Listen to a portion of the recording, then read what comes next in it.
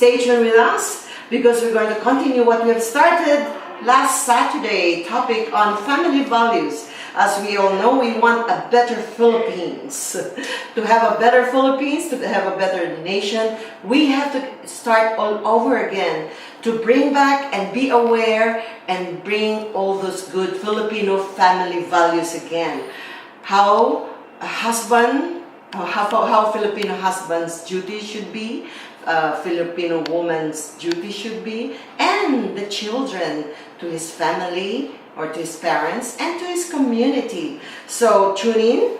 And for those who always listen to us, I'd like to say good morning, Philippines, and good morning, Mang Hernan. Good morning, Mrs. Mercado, Mrs. Lita Ramos, Mr. June, and also to our avid listeners abroad. From California, Miss Malyari, hi there. Greetings you and advance Merry Christmas in California. And also to my brothers who are in Saudi Arabia, hi there. Thank you for tuning in always. And also to our doctor friend, Dr. Khalid in Kuwait. And also to my parents and my sisters in Utah. Hi there. I know you're going to be tuning in though it's late. All right, so with all my other co-hosts today, they're a bit late. Hopefully Bjorn Martinov will make it on time at 12:30, he promised. And Miss Vicky Martinov, hopefully. But even without them, the show must go on. Yes, of course, this is your host, Marlene Craig, always with you. Okay, so I'd like to read something because now we are really in the midst of really finding who the next president is going to be. And of course, for a better Philippines, we should get a leader restoring the Filipino identity, redefining the Filipino culture. And of course, for us to have a chance for a new beginning, a chance for progressive change, a chance for a healthy growth, and with these chances, let us be armed and equipped to fight and eradicate corruption, the root of our present day social cancer. All right, so a little bit of view before we go to our topic, of course. We should consider who to vote for in the first place. When no matter who we elect, the present state of affairs in our country does not change and seems to be going downhill. That's what other people think. What is the point of talking about progressive change when corruption, no matter how much it is concealed by our government, keeps sticking out in its repulsive head? Okay, from the local level of barangay tanod to the high-ranking military and government official, corruption is an embraced thing like a second skin. It creeps into all segments of our society, expressing itself in different forms of poverty. Okay, so nowadays, poverty is not just a state of one's pocket, but it has become a way of life. While economic and intellectual poverty hover like perpetual dark clouds in our heads, they say, spiritual and moral poverty also constitute the very air we breathe in. It's really, sometimes not depressing, but gives you anxiety. Is this where we have become? So why talk about giving the Filipinos a chance for a better Philippines? Because we are not what other people chronically say that corrupt say we are. We are not poor. We are not without dignity. And, of course, we have had enough. So the ills of corruption and poverty are as recurring and deep embedded as those who have been in and out of the system. They promise to get rid of the very malice they themselves promote and sadly perpetuate. So clearly, there's no other way but to start anew. And what's way of better starting anew is putting back the values in the Filipino families. All right, so you see, as a family, before you create a family, for those who are intending to create a family, we should know the duties and responsibilities of a father. So when you are trying to qualify to marry one man to be your man in life, I think it's very important to really nice to know them better, date them more, know them more, know their way of thinking, know your compatibilities, and make sure that he's the type of man whom you will give respect to.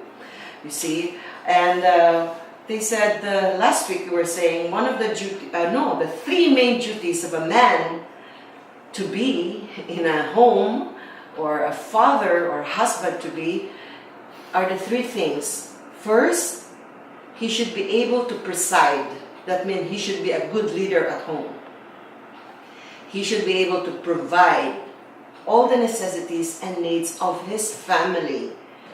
Not only the food, the basic needs, but a home, education, and home, and security. Financial security, of course. And so aside from being, you have to be a good provider in all those things, and next is to protect your family. So you make sure that your family is secured from outside wolves, okay, from the enemies of home. Protect their, as a home, physically protect them, and economically protect them, and make sure that the place or the environment, their safety is given. So I think if I'm a woman nowadays and I'd like to marry again, I think I would like to see those three main duties and responsibilities a man that may be able to provide. To be able to preside and be a leader in my home, to provide all the basic necessities, including education of my children, and our old age, to have enough finances for our old age, and of course, to be able to protect me and my family for safety. Okay, so many books and many people are talking about different duties. And then for the women, the main duty, or the main duties of a woman, is to give affection to their husbands, and also of course to their children, and to be obedient. Oh, I love that, being obedient. We women are supposed to find the good man so that we can obey. So if you find a really good man where you put much respect, a man who's honest and full of integrity and can be trusted and very responsible, I'm sure that it's easy to really consider him to be your rightful husband. But anyway, for the women, yes, if you found those good characters from the man, you have to obey, because he's your leader. He is the one presiding your home. And of course, obeying him only in righteousness, in only good things, not in the evil ways. So affectionate, be affectionate. Sometimes we are overruled by all the home chores and all the things that we have to do for our children. We have to leave some time for our husband so we can able to give them affections, to give them our attention, ask them what happens at outside the home. And if it's not allowed or not able to say what's going on at home, then we just have to respect their space. Because they said anything he doesn't want to discuss, which are done outside home, or the home is not affected, then we have to respect him. So be affectionate, women, and be obedient to the right man who is righteous. So for today, we also will be talking about husband duties. You know, one of the characters of a good husband, he should be also believing in God, somebody who's not an atheist. I think a good man who's got good Christian values is a good candidate for a husband. So in return, husband, you should also be affectionate and kind to those you preside over. You know, you have to have full respect also to that very wife you married to, and be affectionate to your children. The only way they can be obedient to you, men, is, or be subjected to you, is when you do good things, when you have integrity at home, when you have that responsibility that you do for the home, and you are honest. So any woman, I think, would be obedient to that kind of husband. All right. So and also a man, to be a good husband, there should also be a good foundation of proper education. You know, because as they said, the parents, the mother and the father have a great influence over their children. According to Kabbalah, they said that when the father is not a good father or is not a good husband to their mothers, the daughters are being affected in their choices. Sometimes they might choose opposite of their fathers, or they might choose or fall for the same. So the reason why I want to talk about this is because really we want to change in our country. And to have future leaders, we have to really start from the basic virtues and values of a good person. So individually, it should start from it. And then when you marry, you should try to marry a woman with similar values and who are full of virtues also. So in Kabbalah, they said that sometimes we're too physically attracted that we think we're in love. So then we meet, we fall in love, and we get married. But according to Kabbalah, it's better when you meet, you're slightly physically attracted, which is very important, and then you get married. Of course, you qualify the person. You get married, and then love is the effect of the things you have shared at home. The patience, the understanding, the kindness. So, yes, a husband should have, if possible, some basic foundation of a proper education. It does not mean that those people who are not educated in schools, academically, are not good husbands. Hey, I know a lot of good farmers, gentlemen farmers, who are not being muchly educated, but they have reared up their children very well. But I think everybody will agree with me that a good foundation, a proper education, which is given to a father when he was a kid, will really be a good point in being a good father in the future. All right. So, what are else the things that the husband should do?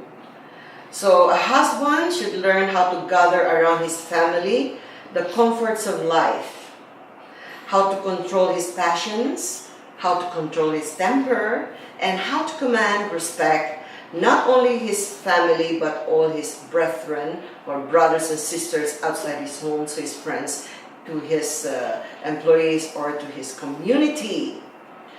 All right, so you know, one of the duties of husbands actually is to also make sure that your home is good. You give a proper home, and if it doesn't have to be the most expensive home, but maybe you can put a little bit improvement, help your wife to improve her kitchen and pantry, and also make your room a little bit nicer if you know carpentry, because it will all benefit your wife and your family if you make your home also a better place for your children and your wife lives. Of course, if the beautifying part, of course, for your habitation and surroundings could be done by your wife if he has still time from those household chores. Like, you mind you, to be a wife, washing your clothes. I've tried it because I had no maids for a week.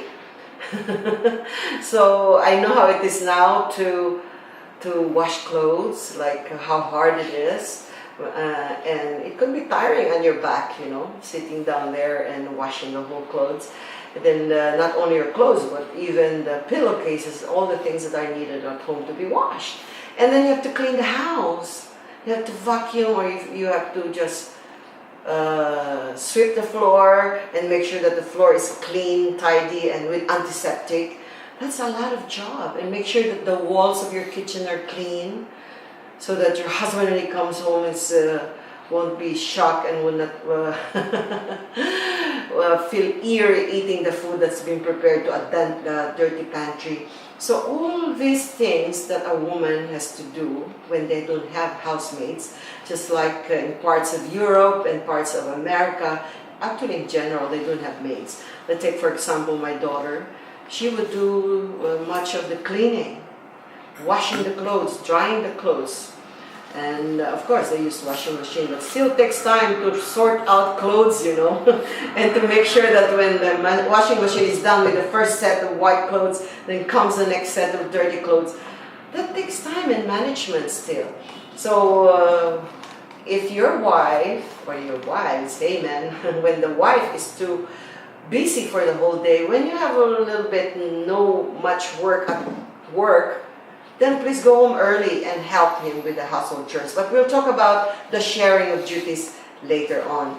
So yes, husband, if you have a home that have a space for a garden, I think it would be nice that you can tend or make a garden for your wife. You know, make some flowers or put some little vegetables that your wife can pick, or you can pick, like tomatoes or that. So, like going back to the Bahay Kubo, you know, style. In the provinces before, when there were no asphalts and concretes before, every home was made of like a sort of a Bahay Kubo. I mean, depends, could be a kubo but it's bigger. But then around the kubo are your all the ingredients that are in the pinakbet. Supposedly you have all the gardens of all of the vegetables that you need for cooking every day.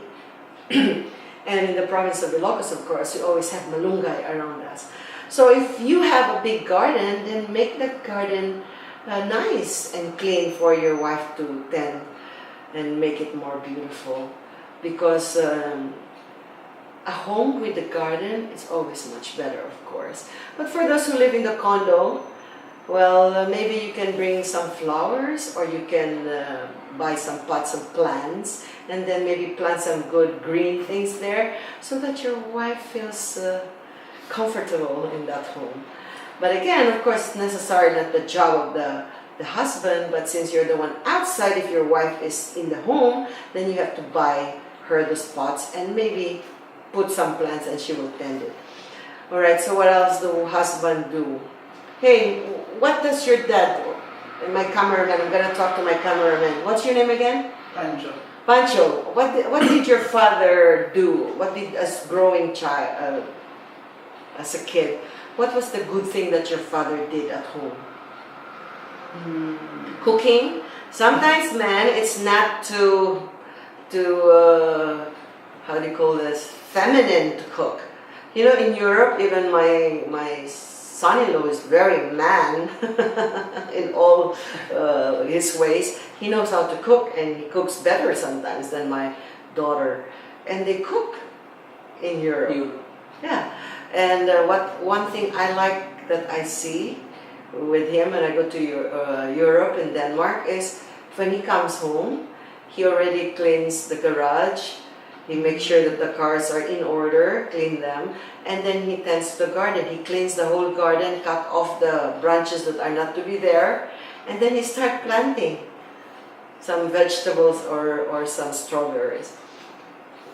So what did your dad do? What's your favorite thing that you... He cooks. Cooking. He's Yeah, Kapampangan guys are supposed to be good cook. You know, I was asking my new maid a while ago whether she knows how to cook, and then she said, not really, just a little bit. But when I asked her, do you like to eat? They said, have you ever cooked something that you like to eat at home? And I said, yes. So there you are. People know how to cook. The basic cooking, even the eggs. You know, frying the eggs actually can be an artistic way of doing it. There's an artistic way of doing it. And then with this nice spices, you can make your egg even taste better. So guys, if that's the only thing you know, you can sometimes do the breakfast instead of letting your wife do. But most of all, just do the three things. Be the presiding leader of your home. You provide for the necessities of home, and then make sure that you protect your family and your family is safe. Okay, and then for the wife, be affectionate, and you should be also obedient to a good husband. So for wives, you have the greatest influence at home, even in the whole nation. They say any nation you like, no matter which, and you enlist the sympathies of the female portion of it. What is there you cannot perform? Of course, all women can perform. Even women now are soldiers, right? So with the duties and responsibilities, so women also adorns their home with good, beautiful flowers, nice curtains. Just make sure your home is clean and safe also. So for mothers, if you want to work, I think you make sure that work, if possible, is near your home, so you can just go fast to your home and still have some few hours to give to your home. Because nowadays, if you work so far away with our traffic system, oh my, I think by the time women or the wives go home, it's already 10 and 11 o'clock. I was just asking some of those executives here in Makati, some who live in Quezon City, Caloocan, or some who live in Cavite, and even if they just work in Pasay, by the time they go home, they said it's 11 o'clock or 10:30. On worst days. And which are the worst days? I think all the days are worse now. I've been into the traffic Monday to Saturdays. Every day is a traffic day today, especially it's Christmas. Okay, so for mothers, it's very important, as duties to your children, to introduce God in your home. You should make sure that our kids, when they're still on our laps, teach them to be God-loving, and as they grow, to be faithful to God, and fearing to do wrong. Not fearing God, because you're not supposed to fear God, because God is loving me. Fearing to do bad. Like I have a daughter. One time I made a white lie. I just said, somebody asked me, why didn't you come in my party yesterday? I wasn't feeling well, and I was in bed. And then my daughter said, Ma, you were in the cinema. So little white lies like that, your children are listening. So one time, my daughter, I told her to give me a white lie, not to tell the dad that I shop so much.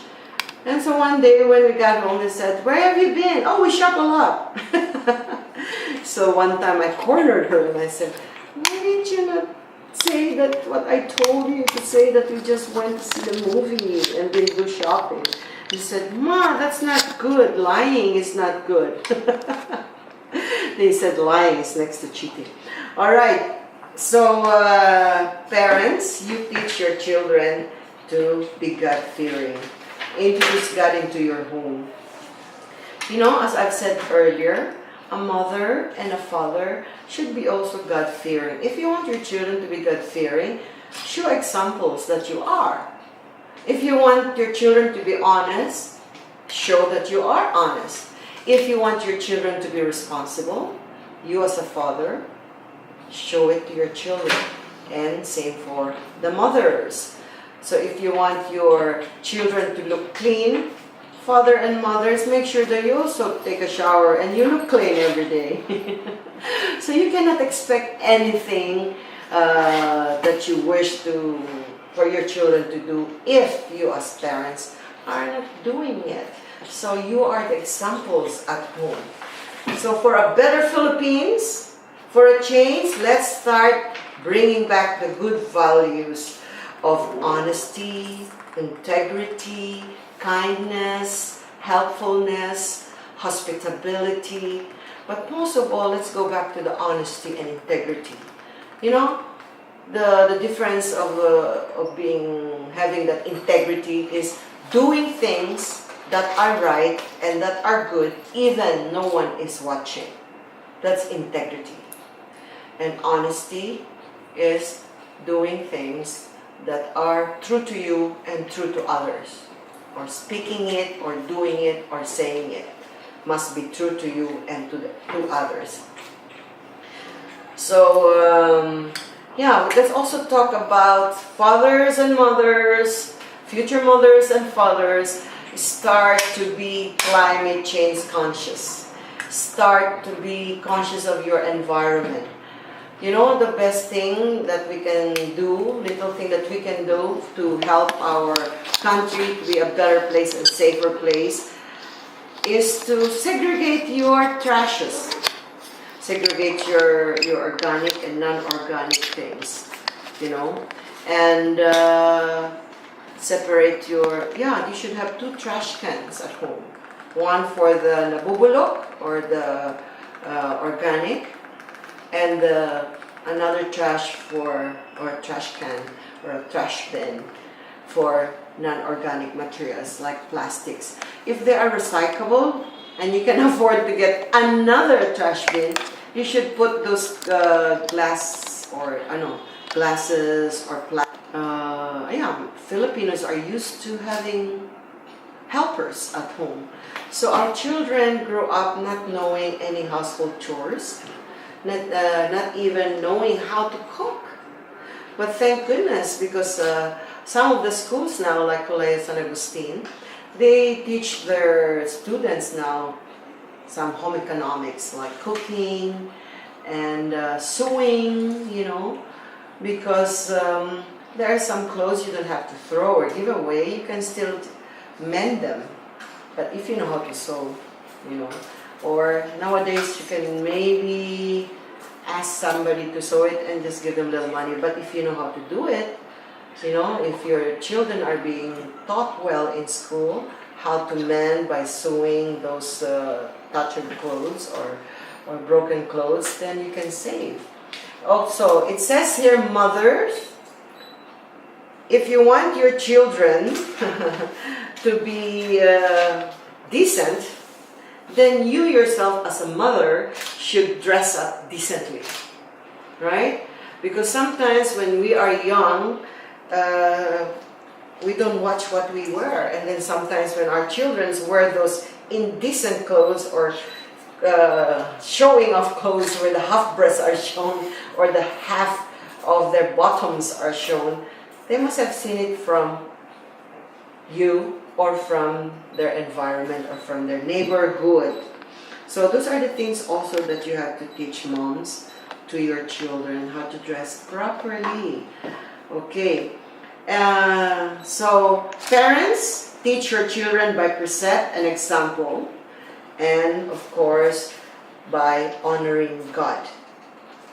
Because if you teach them good example, if you husband and wife honor each other and you honor God, I think it's automatic that children really honor their parents as well. Okay? Now, for the duties and responsibilities at home, let's read. Okay.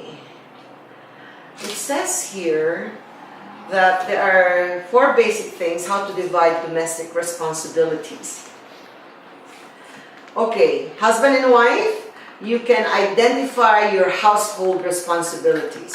I can only give you an example of that what I've seen, and I cannot say I did it at home because I had maids, but for families who have no maids, like my daughter in Europe, so they identify their household responsibilities. So guys, when you have time and you are in a good lovey mood, try to list all your household responsibilities, including child care.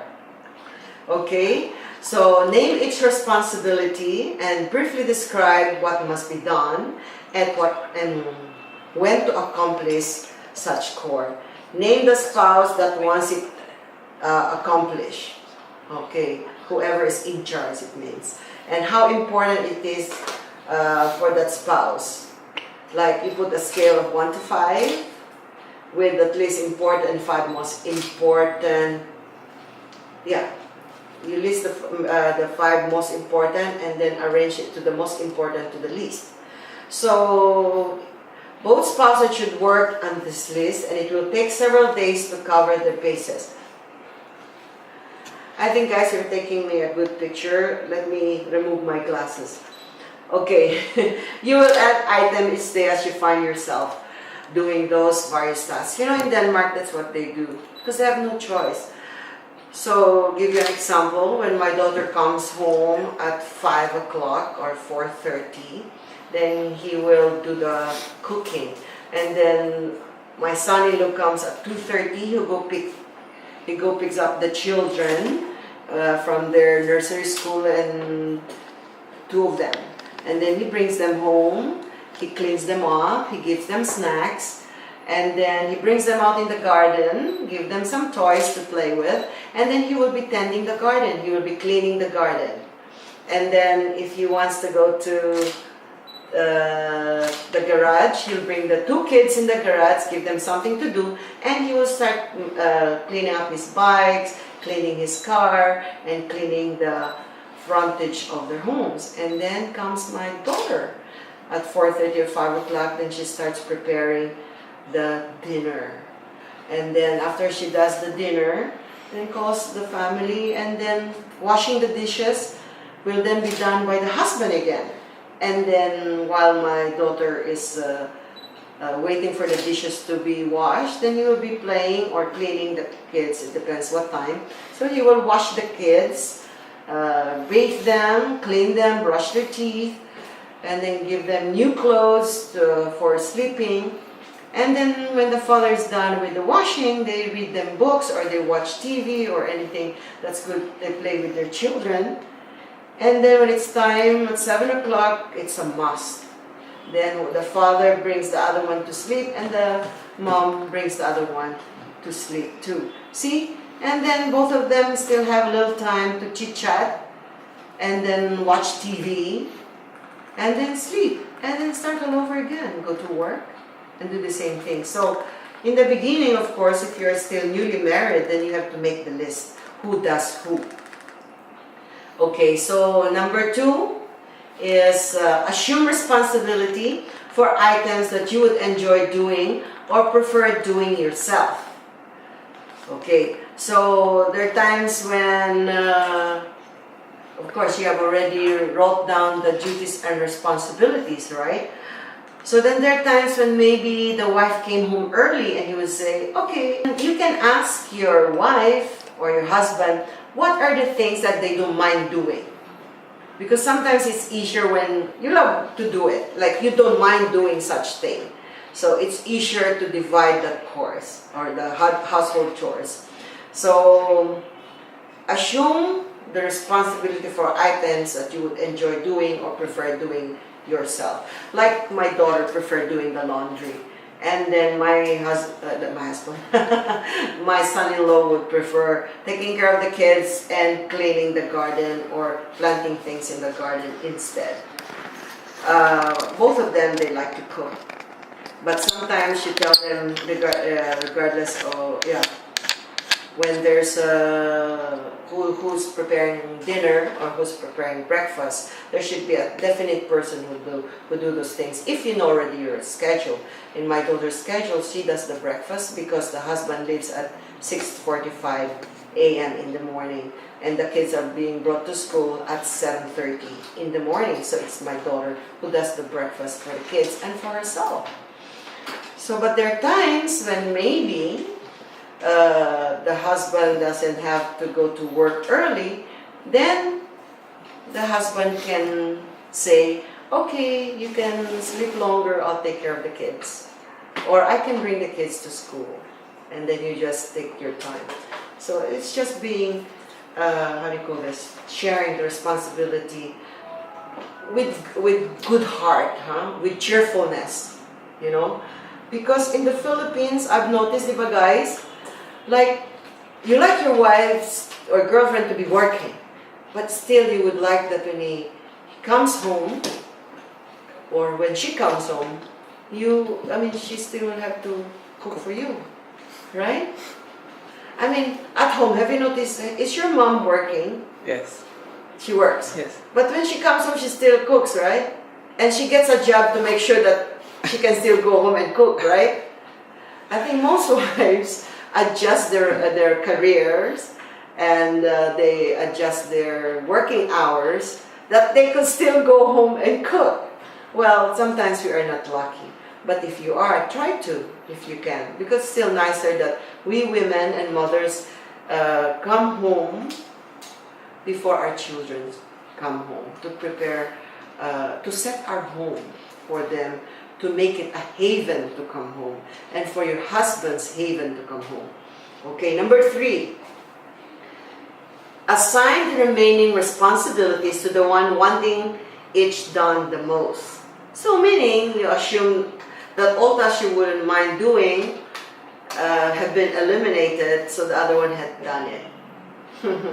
So we are left with those that would be unpleasant to either of you to perform. So these are the not too interested to do, but you have to do it. Someone has to do it. And in Europe, as I said, there are no maids.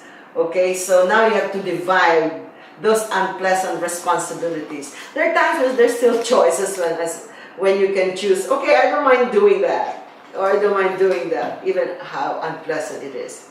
And if you think it's unfair, consider for a moment what you want the other person to do this task for you.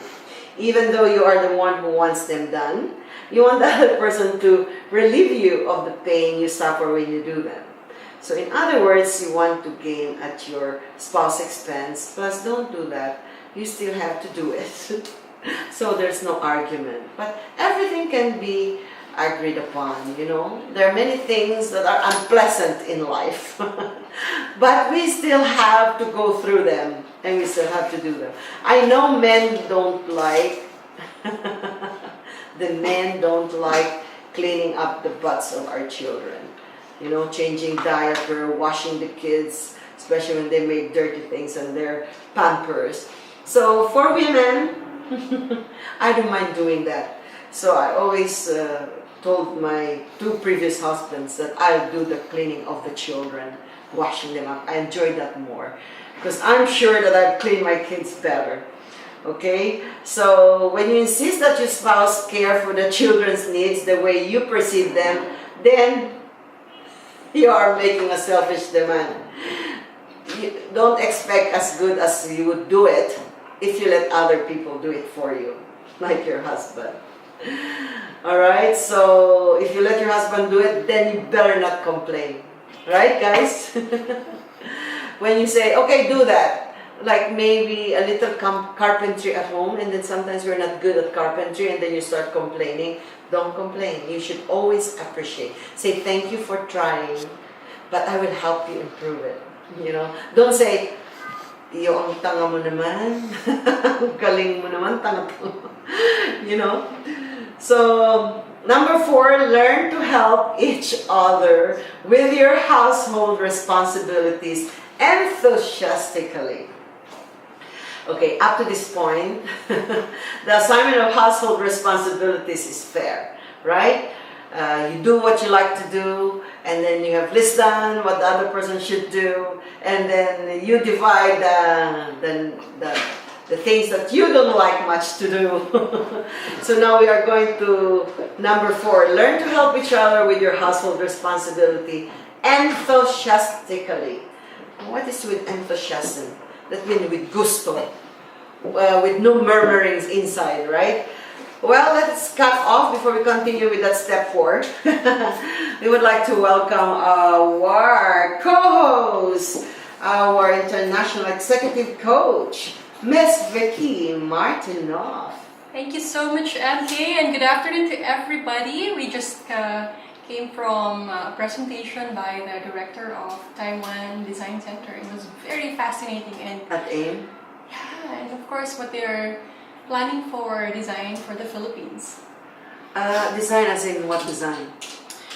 Mainly focused on industrial design. However, that's good. because now that they really make sure that it's integrated with lifestyle of for them, of course, for the Taiwanese, you really make sure that the products doesn't just end with looking good, but you really experience a higher level of your lifestyle when you, for example, purchase their product. It's really interesting, what they're doing. Like, let's talk about that for 30 minutes for the Philippines. So let's go. So let's welcome Miss Vicky Martinoff. Nice to have you on board. Thank you. And your other half. Is in his way. Okay, we were just talking about, we did already, for a better Philippines, we should go back to the good family values. I agree. You cannot start saying, let's change, when it's already ingrained in adults. Yes, that's All those, not so good things to do.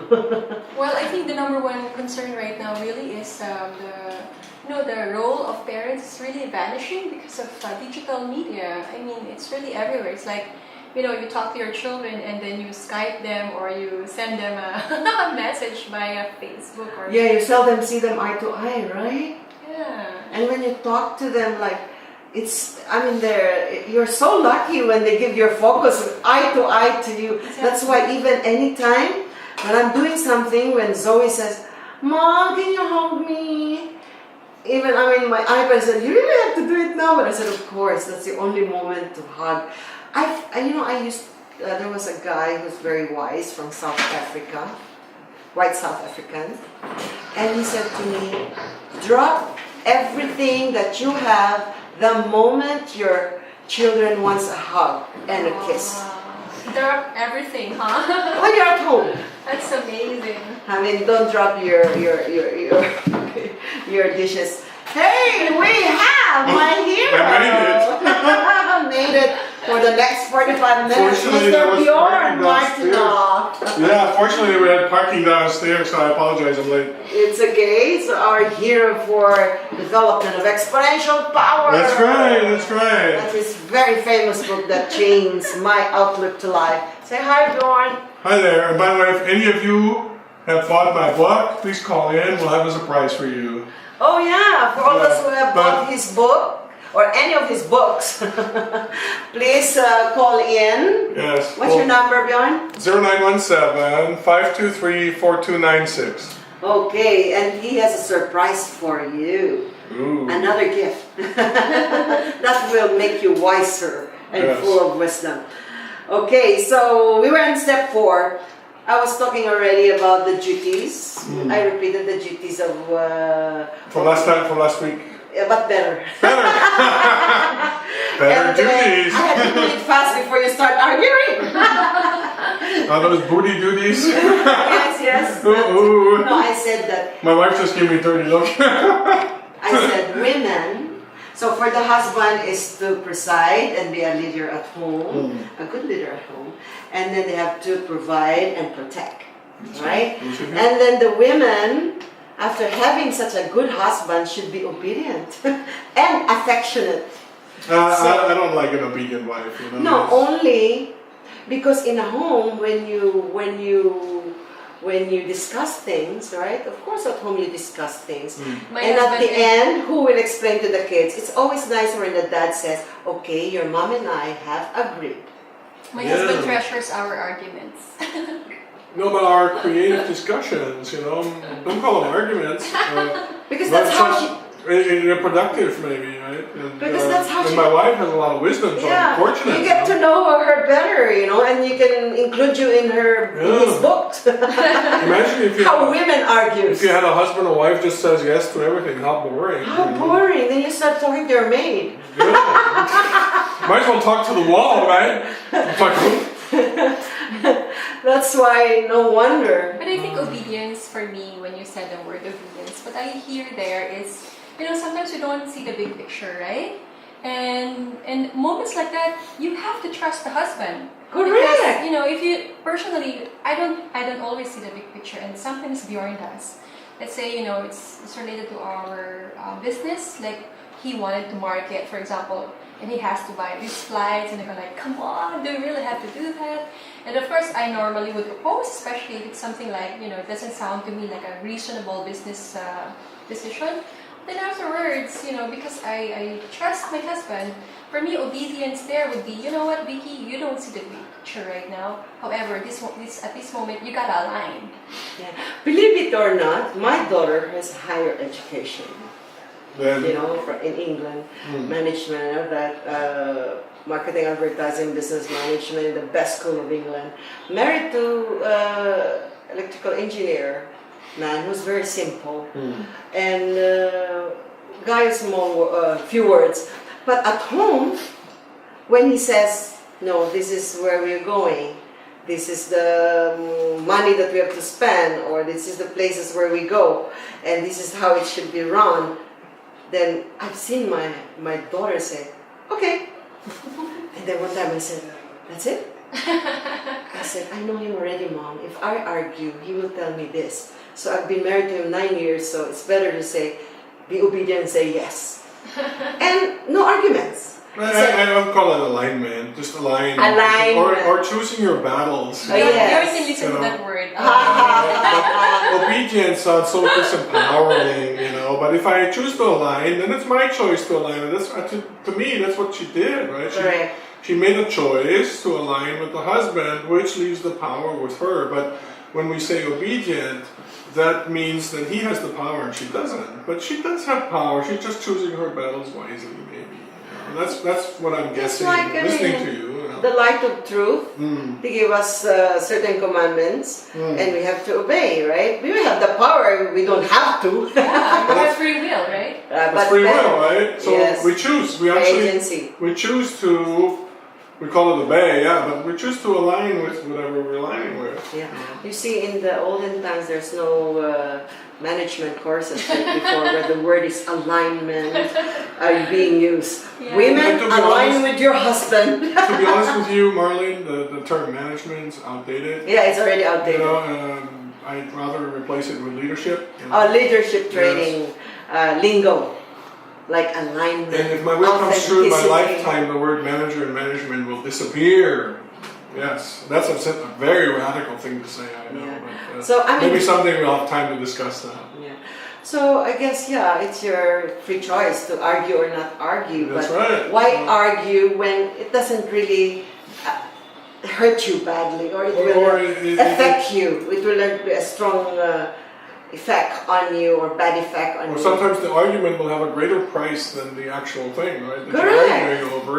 So why bother, right? Make a choice, right? Having a smiling husband, and then when husband is contented, he will do more work at home. And if we make a choice, that means we lose our right to feel bad about it because we've chosen it, Yeah. right? But that's why I was telling a while ago, future women and men, if you want to get married, I think it would be nice to marry a guy who you can respect. Someone you can look up to.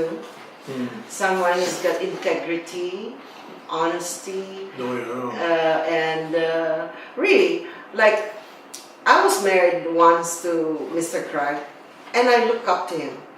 Like everything, like it's so nice that a man is so smart. That's everything. That when he says, "Okay, let's go to holidays for a month," I said, "No argument. I will not choose wherever." Well, if my wife tells me to go for a holiday for a month and pays for it, I'm not going to argue either. Is it correct? So my husband. I'm still waiting for that invitation. I will remember that because last weekend, I was doing the same thing for him, and who voted to go there? The children. No, but like, of course, I sometimes tell them where I want, but it's nice to have a husband say, "Okay, let's go to Europe." Guess who paid for it? Yeah, I did. You did. Yeah. So, but it was always him. Oh, I'll invite you for lunch, but you have to pay. You did? Oh, sometimes when I was a stewardess, I gave him the most expensive shoes, and I used to invite him for lunch, and he has the most expensive belt in his whole life. Wow. He said, "I only buy 80 Hong Kong dollars for my belt," and I bought him Charles Jourdan and Bally, which is, how much is that? 1,000 plus. At that time was already $200. I said, "My suits are not even that. The more expensive suit is $100."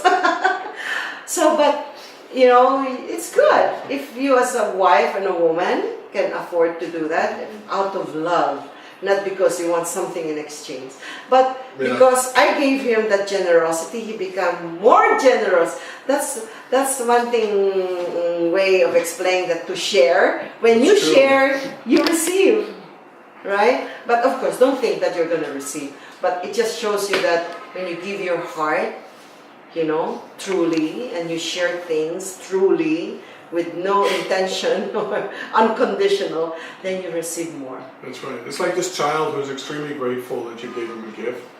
And then you're so excited that they're grateful that you actually just want to give them more, right? And that's kind of like how God in the universe works as well. That's true, right? Yeah. See, everything in the family starts that love, you know?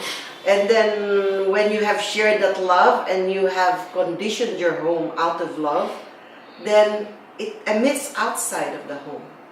That's what I was telling a while ago. Parents show the examples. Parents are the one that will influence the children. And what you have influenced your children, they will come out of the home. And these are your future leaders. So how they act outside your home is sometimes coming from the home. But of course, I'm not generalizing because there are some who are really born bad. All right? The parents are so good, and yet their children become wild. You know? But again, that's why they said there should be a good balance in rearing your children. But sometimes you love your children so much that you want to close the whole world from them so they get protected. Yeah. Like me. And they said sometimes, But I think that's a real dangerous thing to do, because imagine when you're gone. when all of a sudden they need to be on their own, Correct. and then they realize how cruel the world and it Yeah. really is, and how They'll many be lost. dangers there are, and they're completely unprepared.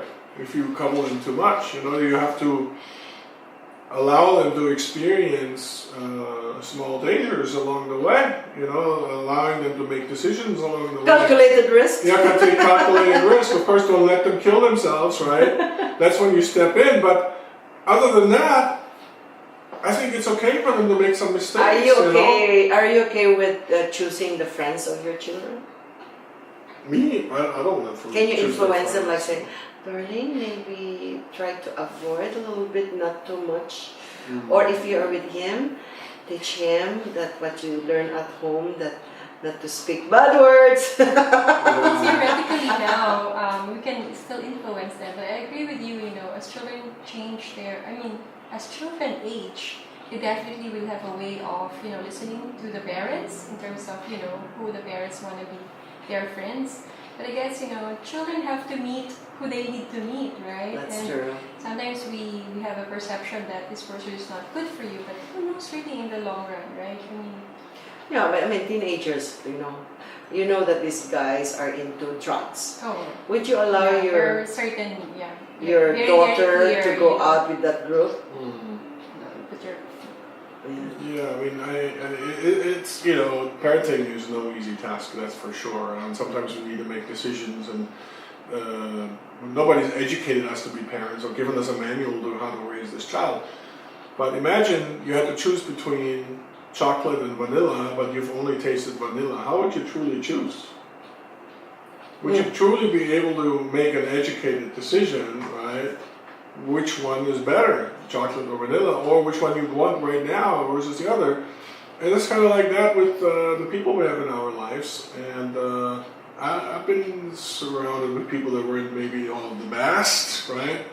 But I've also grown up with poor people. I've been surrounded with well-to-do people, educated people, but which is also beneficial because now I can relate and communicate and not be feeling odd by being surrounded by people who are not necessarily my social class. You know? Yeah.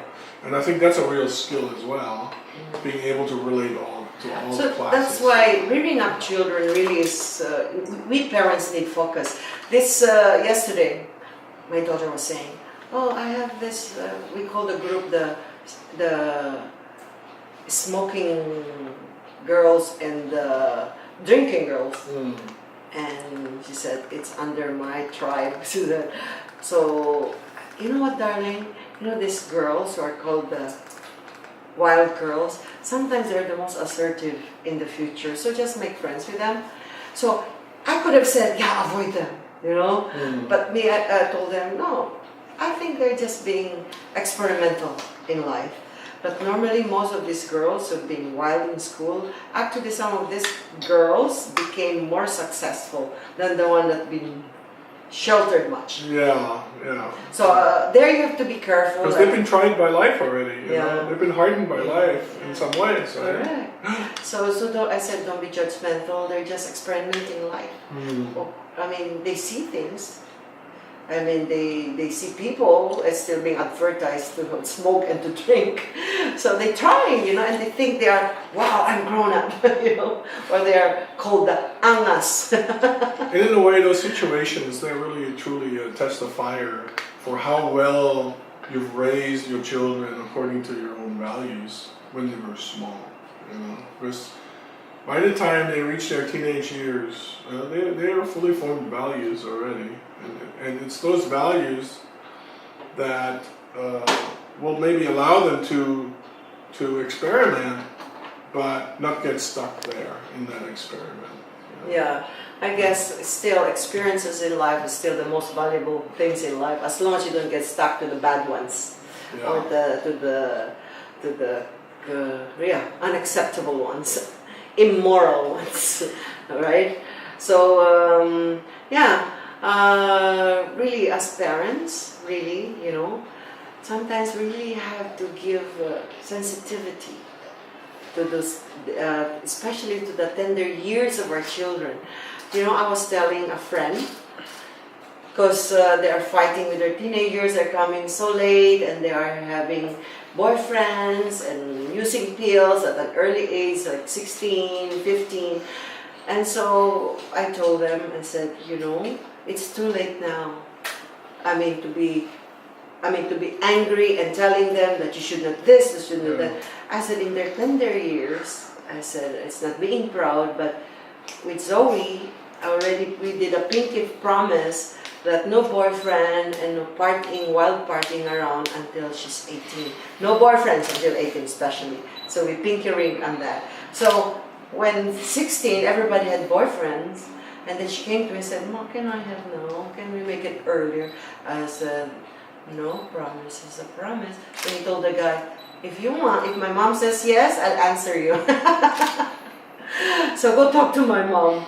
So there you can see, like, you already talk to your children. What are the values and why you're telling them those values or the things that they're not supposed to do yet or things that they have not to enter yet or to experiment on.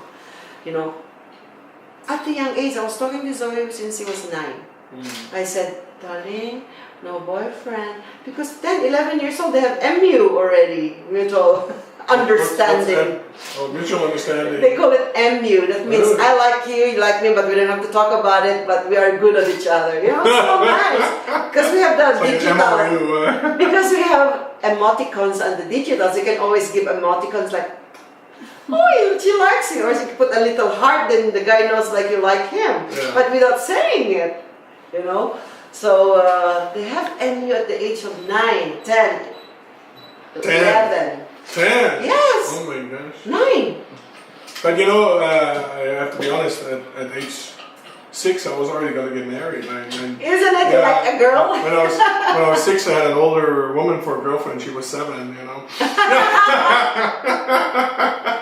My ex-husband, Mr. Cratchit, but you know, of course there was no real activity there other than hanging out, you know. I hear a similar story. Mr. Craig, Fritz Craig, my late husband, said to me, I was years old, I was so in love. I told my mom, Mom, can I buy a gift for this little girl? You're too young to be giving gifts. I really love her. Since the mom said no, she went to the best part of the toilet flush. She saw a beautiful stainless steel and she made jewelry out of it and gave it to the girl. Wow, that's great. So that's one thing I remember. That's what it reminds me that she was so in love that she has to give. Like she said, I have to give this gift when the mom said, brush it off. She went to look for me and she was laughing. A toilet brush. How mean. Ah, that's so nice. But see, that's why sometimes your parents, sometimes you think they're not serious, but they are, right? But anyway, so going back, before we go to the things, because we really have a leadership crisis nowadays. Learn to help each other with That's your... an understatement. That was my beginning statement, because Oh, okay. we want a better Philippines. Yes. If we want to give ourselves a chance, then to have good leaders, we have to go back again. You know, to the We have to family raise values. them from. Yes. You know, you cannot expect children who don't be given any freedom to make their own decisions, then later on to turn out as leaders. It doesn't happen. that way, Correct. you It's know? not overnight. It has to start You know, this whole from the societal lives of the structure dad and that moms. the dad's in charge of the mom's in charge of the oldest in charge of the second oldest, and so forth. Those are command structures, Correct. right? They're designed, you know, for times when you have dictators and kings and queens to keep society in control. You know, leaders, you don't keep them in control. You raise leaders by giving them freedom, Yeah. by giving them choices. You know, that's how you raise leaders. You know, I've seen these yayas in the mall. They're taking care of the 2-year-olds. No, you can't go this way. No, 2 inches this way is too far. You gotta go this way. And then 2 inches that way is too far too. You know, you gotta go that way. I'm like, oh my God, this poor child. You know, it will never ever be a leader. Never. You know, because they don't the clockwise around the table or counterclockwise around the table. But is it okay when your children, like, they're 3 years old, 4 years old, and you say, like what I did to my daughter, she was 2 years old, she was attracted to the candlelight, and I could not say what means hot. Hot, or she was less than 2 years old. Yeah. Hot, instead, hat? Hat? Beautiful hat? And I said, oh no, what shall I do? You know what I did? I took her finger and fast put it on the candlelight and I said, hot, hot. Yes. So now she knows it's hot, so now she doesn't go to even to an oven, and I said, hot. Yeah. Put finger, hot. I said, hot. Owie. I didn't go quite that extreme, but when my daughter was interested in the candle, I just waited for her to put her finger in there and then she say hot. But I'm afraid. That was the last time she did I'm it. afraid because she was putting her face in there. What if the candle fall on her face? you know? Exactly. So that's why I did the finger already. So it's better the Exactly. little finger will be burned.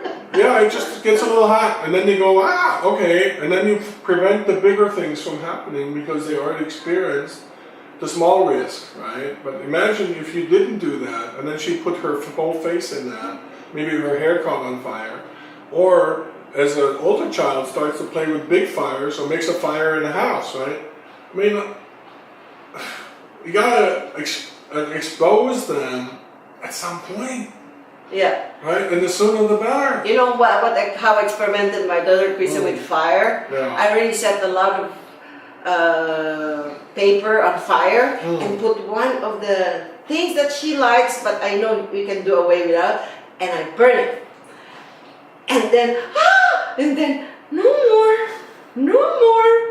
They said, so that's why when she said with matches, Yeah. I said, home, no more, mommy, no more. So then said, matches, no good. Yeah. Makes you no more. I want to share my own version of how my twin boys experienced fire.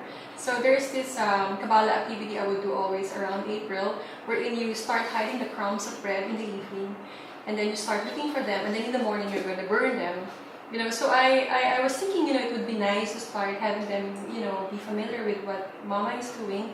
But what shocked me, they were probably around 4 years old at the time. What shocked me was when I started to burn the breadcrumbs, they really started crying. Because they wanted to eat the breadcrumbs, I didn't know, and they were very upset with me. that the breadcrumb that they were looking for the previous night was something that we're going to be burning the following day. That was their first exposure to fire, and they were not very happy also with fire. Because you burn the very thing that they like, which is good. So it shows them like, oh, you can lose the things you have if you can. Yeah, it was very painful for them. I really felt their pain. Also, that's Oh a my good gosh. educational moment, learning moment with the children. Okay, so I was just telling them that we can divide. In Europe, where there are no maids, they divide the household chores, right? Identify your household responsibility, make a list. Make a list what you can You do. know, and that helps so much in raising mature children, Yeah. allowing them to participate, allowing Yes, them to that's help. Yeah. You know, that is so confidence building. Yeah, they need to Yeah. feel that they can contribute, and it's true. You know, sometimes the yaya, because they wanted to be effective, also they would really prevent that. Then I would really have to, be a little bit, tough with the yaya. I tell the yaya, you know what, you're not gonna be with me forever, but this one will help me until I'm growing old. That's why, I was just thinking back how I have reared Zoe because she's a good leader and she speaks well. Because we have a family night. We call it family home evening once a week. And then when her dad was still with us, even it's in the bed, we will do a program wherein you will preside. Next time I preside and I will discuss. So next time when the first time she did it was she was 8 years old, where she has to write down the program. And then my name is, I'm presiding over tonight, and no, our program tonight is blah, blah, blah, blah. And then she will read a verse, and then we will discuss, we will ask what it means, and then what it means, and thank you, brother, great sister, Marlon. And then, to me, then she'll make a summary, because she read, there's a children's book outlined modules about the topics. So then she would read what's written there for a summary. Nice. And then we will think whether she understood, and sometimes I say, oh, she understood. And then I give what I think about it, what she think. So I think that's development of leadership. When you allow your children to participate in all things, then they become you. Yeah. What monkey see, monkey do, actually. I've been leaders. Zoe actually is very shy when she was a kid. 6, 7 years old, like that, or 8. But she sees me always a leader in school, PTA, talking, singing, or like that. So probably she said, the teacher would say, hey, your mom is Peter, you should be the one to talk next time. Huh? So then they would ask me, said, Ma, you're going to talk? Good, talk. Make it, and then I will see if it's good. And that's how kids are being developed, to really give them responsibilities, right? To do things. Okay, so there you have to list down if you're still newlywed, right? And then you have to assume responsibility of the things that you enjoy. So get the list that you enjoy most and the one that they enjoy most. And then you have again number 3 is the list that you don't like and he doesn't like, but we still have to do it, right? And then after that, there's a 4th one when you came in, is to learn to help each other with household responsibility enthusiastically. So, you help at Thanks home for adding beyond- that word. with enthusiasm, with gusto. Yeah. Is that with no murmurings, right? Enthusiastic about that. So, are you enthusiastic in helping out at home? No, I enthusiastically hire a helper. Yeah, that's the one thing. Good or bad in this country, because if you can hire a maid, you let them. But I even had a maid in the U.S. But of course, I live by myself. It's much easier to keep your place orderly when you're on your own, when you're a bachelor. I would even avoid using dishes, if I could, or I would just use the same one again, just wash it in between, rather than having a pile up of dishes, in the laundry. And then when the maid came in, she hardly had anything to do. She would vacuum and change the sheets and wash my laundry, and that's it. I was just telling the listeners, I said I cannot say these things because I have maids all my life. And but I was telling them 1 week I didn't have a maid, so I know now how it feels to wash clothes, how to iron, how to clean the house, and really you can have back pains, And then again, make sure that your kitchen is so clean, and then have to do.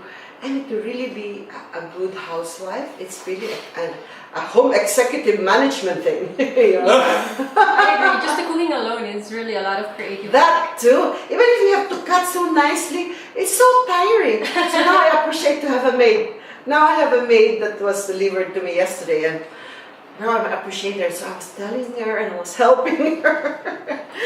So anyway, I'm saying this because the only thing that I know how these things are being done is in Europe with my daughter and my son-in-law.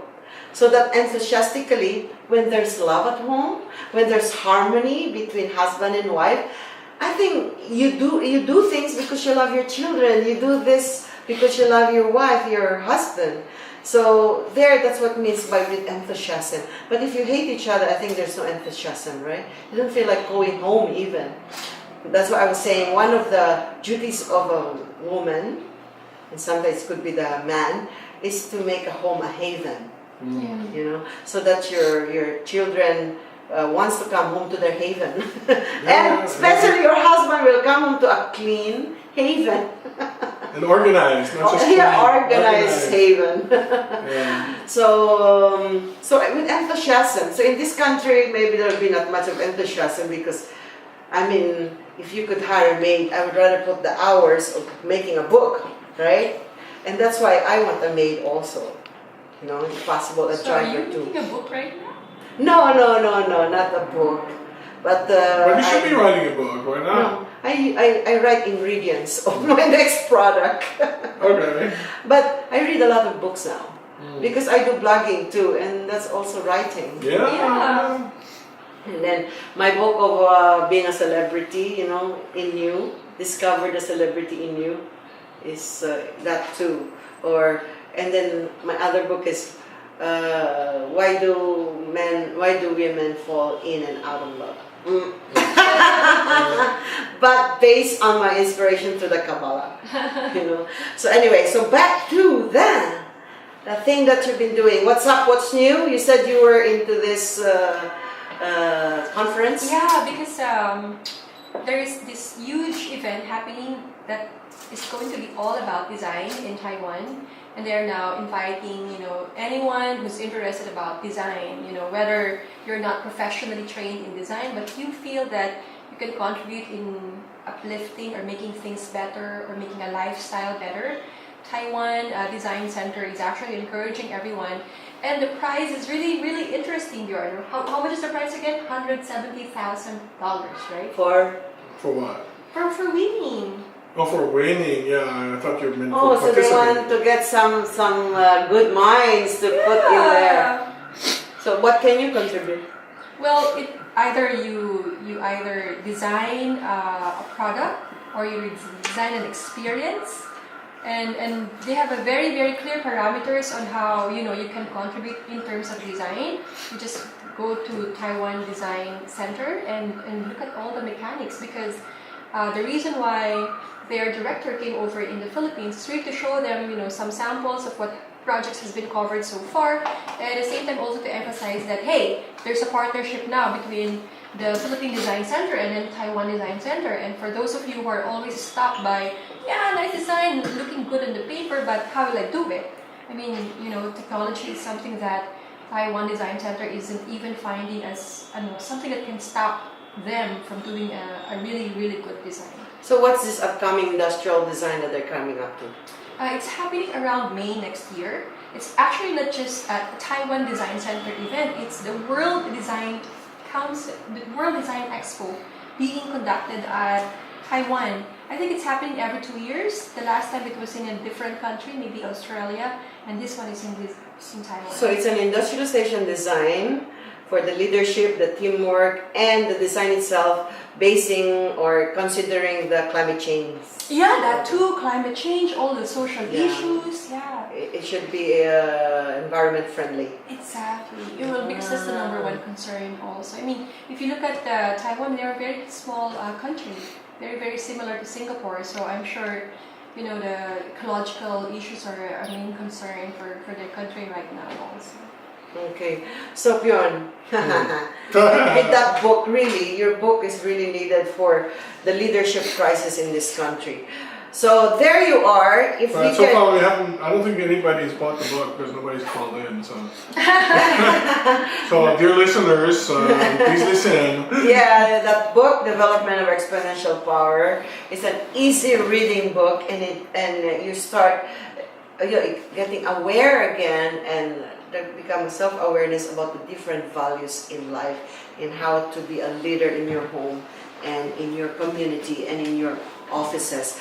And this is good for people who want to lead the country whether you lead it in the barangay, community, in the city, or as a congressman, a senator, and as a president, you know, or even in corporate That's right. surroundings. Okay, so see, leader crisis. Why is there a leader crisis? I think people are not even interested in leadership. Maybe that's what it is, or they don't even know what it is. I think, especially given the history of our country, you know, having been suppressed for 400 years by another nation, leadership was a dangerous thing for 400 years because you could get punished for it or even killed. Look at our national heroes who had to give their life because they were practicing leadership, right? So I don't think people were very eager to practice their own leadership for 400 years. And then given that, all of a sudden, now you're supposed to be a leader, but there's nobody to look up to. Correct. Nobody to model yourself after, right? All there are is managers, right? But not leaders. Yeah. And there's a big difference between managing and leading. So looking up to is very important, and where's the first place that they look up to is, which is the basic society unit of the society, is the home. Yeah, the So family. if they have seen how the dad leads their home and how the mom also leads in their home, Yeah, and maybe most likely, given the structure of kuya and ate yes, that and too. all that, given that, it's likely not even leadership that's happening in the home, but management, you know? Yes. Yes. How do you call that? The hierarchy. The hierarchy of Yeah. management. Yeah, and it's down in the family. It's continued in the family down to the smallest child. You know. Yeah, but sometimes the smallest child, they said they have nothing to say. Yeah, what is left to say? You know, you're the last in line from the king one down to the littlest one. There's probably thousands of people in between, right? Yeah, but that's why there should be a family time, you know, wherein things are being discussed, values are being discussed, our home, and even the little concerns of every member, from the little baby who can speak already and speak their mind, should be in that family home evening. And what really scares me is because my children, they go to a school with other kids from other families, and the other families, they live by those rules. Like, I'm 5 minutes older than you, so I'm the boss, right? I'm like, we never taught you that. We don't live that in our house. Everybody in our house has a voice, right? Everybody gets to express. That's because you're 8 minutes older doesn't mean you're the boss over him. We don't live that way. And still they pick it up and they try to reinforce it in our house. I'm saying, no way, this is not how we live our lives, because we don't raise followers, we raise leaders. Oh, that's good. See Yeah, how we don't live that important way. how important it is to have time when those teaching moments come, that you should not because you might forget, you know, and because when you see those teaching moments, I think you really have to drop off and really say to your kid. Yeah. And if you're in a hurry that you heard this and you have no time, I think you have to note down into your list, to-do list, and say, oh, by the way, I would like to speak with you. You mentioned to me a while ago. So that we should do, right? Yeah, and then you'd be surprised by how intellectual a conversation you can have with a 6-year-old, 7-year-old, 8-year-old. You'd be really surprised how much they understand. And how much they know. And how much they know, right? Yeah, you may see them play on their Minecraft on their iPad all day, thinking they're just mindless little kids. No, they're not. You know, they're quite intelligent. And there's been a study in England that actually found that when they asked 8-year-olds about their opinions about life, marriage, career, and then they asked them again at 28, and that were the exact matching same answers. You know, at 8 and at 28. Yeah, they gave the exact same answers. So that tells you that at 8, they're fully formed human beings, right? That they already made up their mind, they made up their opinions, they already think they know everything there is to know about life at age 8. So before they hit 8, you better be busy as a parent, teaching them the right things. Yeah, because they said the age of accountability for parents to teach all or inculcate all the good values is from age 0 to 7.5. Because at the age of 8, they have their own minds. And that's why they found out that what you think when you're 8 years old, you will think when you're 28, because this is your first, independent mind decision what you want. Yeah, they already fully formed their opinions about life, career, marriage. So therefore, all the good things, if you want your children to be good leaders in your community and in your country, we have to start it at early age before they become 8 years old, before they form wrong things. Okay, last 3 minutes. Oh, last what can 3 you say? minutes. Well, I have an invitation here happening tomorrow, especially for parents who really value, spending quality time with their children. It's happening tomorrow at the Waldorf School Campus Timberland at San Mateo, Rizal.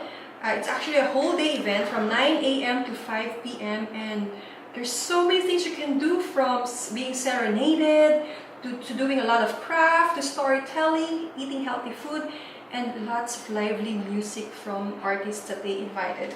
So if you want to go there and you feel it's too far, you better arrange for a shuttle bus that they're going to be providing. So it's for free. So you better call them right away. Wow. It's 570-7038 or 570-8138. Thank you, MK, for Okay, this thank you invitation. for running and as fast as you can, John.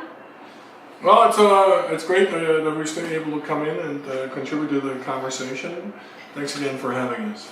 Okay, thank you, Philippines, for tuning in. And of course, we are choosing our leader. Make sure that our leader have integrity, meaning they do things even nobody's watching them. And that they're really leaders with a vision, with an idea of what they want to create, and not just being managers. That's true, right? Yeah. And of course, with a leader X should have the very values of honesty, integrity, justice, mercy, and truth. Or otherwise, we are back to the criminality and corruption which is already ingrained in us. So a leader must be transparent with his fiscal responsibility and political accountability. And in our hearts, we should try to get somebody, even it's unconventional, untraditional, untested, but they are civic-minded, and who might have served in their advocacies without title and designations, but who are courageous enough with clear conscience and no baggage to eradicate and fight dishonesty, corruption, criminality, prohibited drugs, no greed, not self-serving individuals. And poverty as well. Yeah, and a candidate that is not beholden in their necks by anyone, but only to God Himself. Someone who's willing and have a heart to serve the Filipino for a better Philippines. So let's go back for being a better Philippines. Let's go back to our beautiful Filipino family values. Bye, Philippines, and thank you for tuning in. God bless. This is Marlene Craig, Bjorn Martinov, and Vicky saying goodbye. Bye, See you everyone. next Saturday.